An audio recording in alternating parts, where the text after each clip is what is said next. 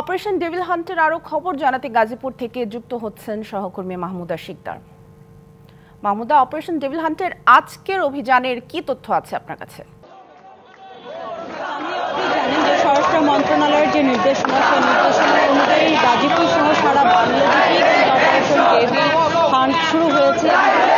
কিন্তু গাজীপুরে এই ডেভিল হান্ট অপারেশন পরিচালনা হয়েছে গাজীপুরের মহানগর থেকে কিন্তু প্রায় ৭৯ জনকে গ্রেফতার করেছে গাজীপুর মেট্রোপলিটন পুলিশ এবং তার পাশাপাশি জেলা পুলিশের কিন্তু শ্রীপুর থেকে সিরাজগঞ্জ ছয়ের সাবেক এমপি চয়ন ইসলাম সহকারে কিন্তু প্রায় ২১ জনকে গ্রেফতার করেছে তারা। এই নিয়ে গাজীপুরে গত ২৪ ঘন্টায় ১০০ জনকে গ্রেফতার করা হয়েছে।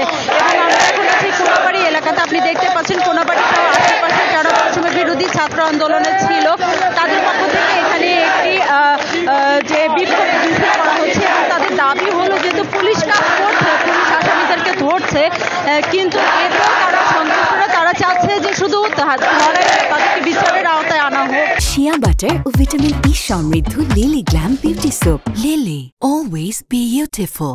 এবং তার পাশাপাশি যারা বিচার সংশ্লিষ্ট ব্যক্তি আছে তাদের কাছেও অনুরোধ করছে, আদালতের অনুরোধ জানাচ্ছে যাতে তাদের যে বিচার ব্যবস্থা সুষ্ঠুভাবে যেন সেই বিচার ব্যবস্থাটা করা হয়, সুনিশ্চিত করা হয় এবং জামিনের জন্য তারা আবেদন করলে সাথে সাথে যেন তাদেরকে জামিন না দেওয়া হয়, জামিন দিতে যেন দেরি করা হয়, কারণ তারা যে কাজটি করেছে তাদের সেই কাজের পরিপ্রেক্ষিতে যেন একটি প্রাপ্য শাস্তি তারা কারাগার থেকে ভোগ করে আসে।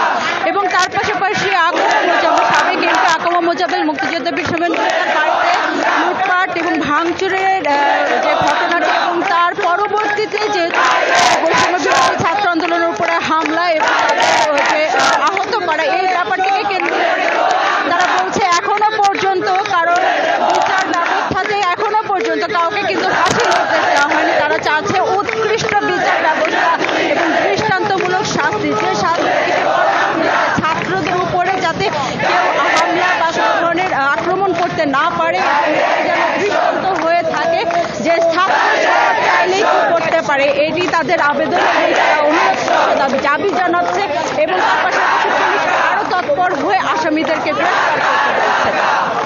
মাহমুদা, ধন্যবাদ আমাদের সাথে যুক্ত হওয়ার জন্য।